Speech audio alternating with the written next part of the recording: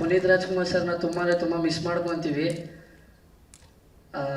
ಈ ಜಾಗದಲ್ಲಿ ಅವ್ರು ಇದ್ದಿದ್ರೆ ಇನ್ನು ಎಷ್ಟು ಸಪೋರ್ಟ್ ಮಾಡ್ತಿದ್ರು ಅಂತ ಯೋಚನೆ ಮಾಡ್ಬೇಕನ್ಸುತ್ತೆ. ನೀವೆಲ್ಲರೂ ಮೂವಿ ನೋಡಿದ್ರಿ, ಚೆನ್ನಾಗಿದೆ ಅಂತ ನಾನು ಅಂದ್ಕೊಂಡಿದ್ದೀನಿ. ತುಂಬ ಕಷ್ಟಪಟ್ಟು ಮಾಡಿರೋ ಮೂವಿ ಇದು. 4-5 ವರ್ಷ ಆಗಿತ್ತು ಹಿಂದೆನೇ ಮೂವಿ ಮಾಡಿ.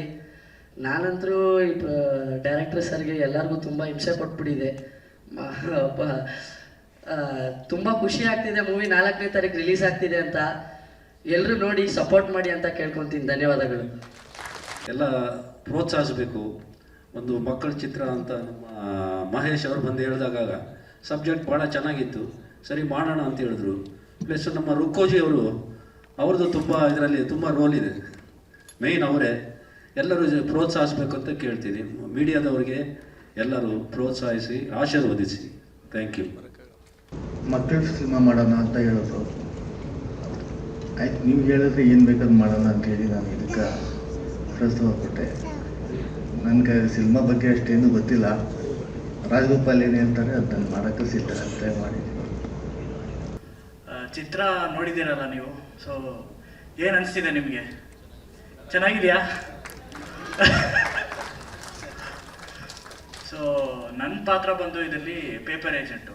ಸೊ ನಮ್ಮ ಪ್ರೀತಮ್ಗೆ ಲೀಡ್ ರೋಲ್ ಮಾಡಿರೋರಿಗೆ ನಾನು ಒಂಥರ ಸಪೋರ್ಟಿಂಗ್ ಕ್ಯಾರೆಕ್ಟ್ರ್, ಯಾವಾಗಲೂ ಎನ್ಕರೇಜ್ ಮಾಡೋ ಥರ ಕ್ಯಾರೆಕ್ಟ್ರು.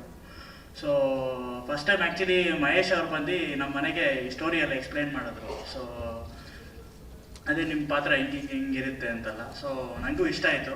ಸೊ ಹಂಗೆ ಸ್ಟಾರ್ಟ್ ಆಯಿತು ನನ್ನ ಜರ್ನಿ. ಸೊ ತುಂಬ ಖುಷಿ ಆಗ್ತಿದೆ. ನಿಮ್ಮ ಮೀಡಿಯಾ ಅವ್ರ ಎನ್ಕರೇಜ್ಮೆಂಟ್ ಮತ್ತು ಜನದ ಎನ್ಕರೇಜ್ಮೆಂಟ್ ಎಲ್ಲ ಬೇಕು ಈ ಫಿಲಿಮ್ ಸಕ್ಸಸ್ ಆಗಬೇಕಂದ್ರೆ.